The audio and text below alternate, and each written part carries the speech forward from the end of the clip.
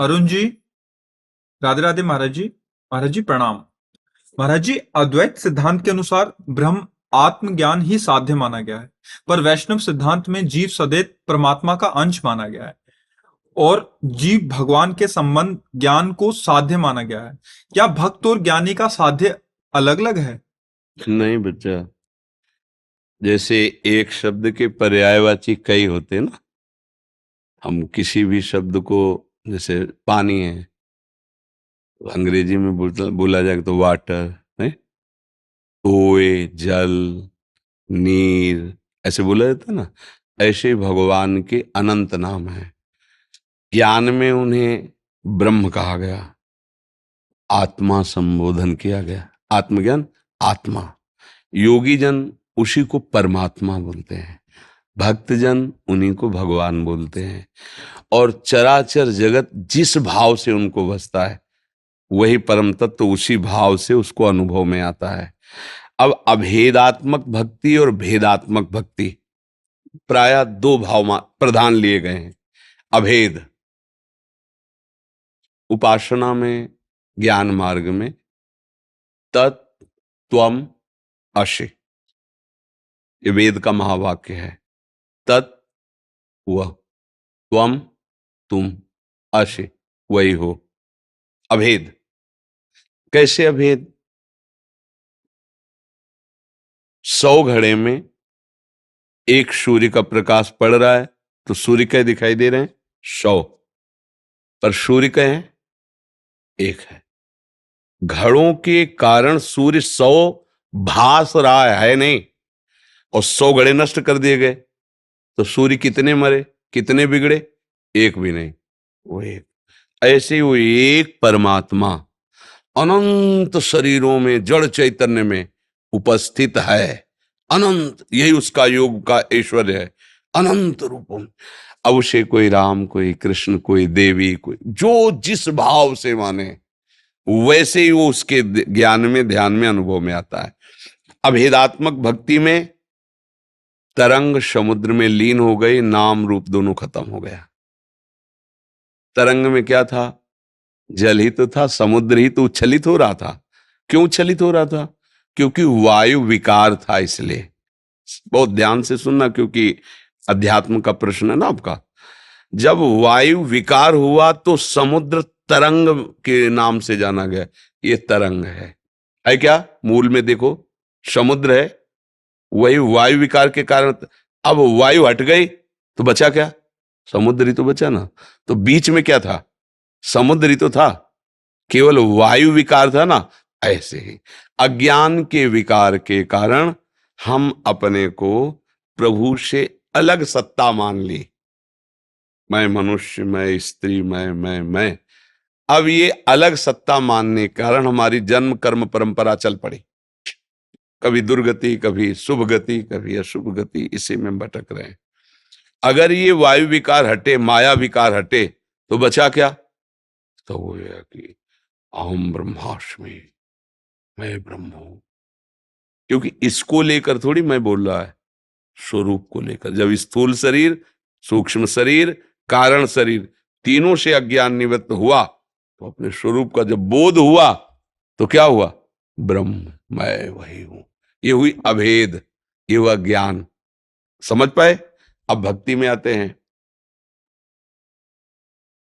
जिसे हम अंश कहते हैं भगवान का। तो एक टैंकर गंगा जल, एक लोटा गंगा जल, या एक चम्मच गंगा जल, उसे आप क्या बोलेंगे? गंगा जल। जितना अलग हिस्से में माना गया, पर है क्या वो? गंगा जल ही तो। आप ऐसा नहीं कह सकते कि एक चम्मच वाला गंगा जल नहीं है। समझ रहे ना? हम भगवान के अंश हैं। कब तक? जब तक इसको माने हुए। पात्र, चम्मच में गंगा जल, टैंकर में गंगा जल, बाल्टी में गंगा जल। अंश रूप से मानना पात्रता के अनुसार हुआ, शरीर को लेके।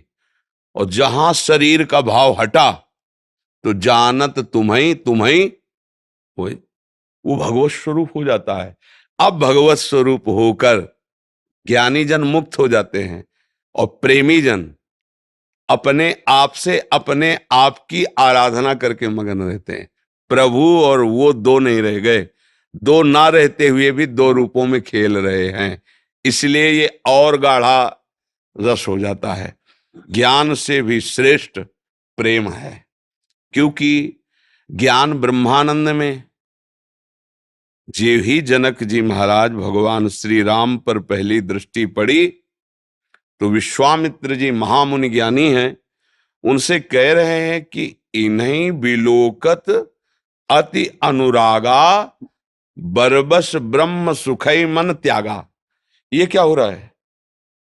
मेरा मन जो ब्रह्म सुख में स्थित है, ब्रह्म सुख में कौन सा मन स्थित होता है? जिसमें किसी का रूप, किसी का शब्द, किसी का स्पर्श, किसी की गंध ये प्रभाव नहीं डालती जिस मन में, वो ब्रह्म सुख में स्थित माना जाता है। पर आज रूप ने परास्त कर दिया। राम रूप को देखते ही जनक जी महाराज कह रहे, सहज विराग रूप मन मोरा। मेरा मन तो सहज वैराग्यवान है, पर लेकिन इनको ऐसे देख रहा है जैसे चंद्रमा को चकोर देखता है। बरबस ब्रह्म सुखई मन त्यागा। ये क्या हो रहा है? तो जानते हो क्या है? इन्हीं विलोकत अति अनुरागा। अनुराग माने प्रेम।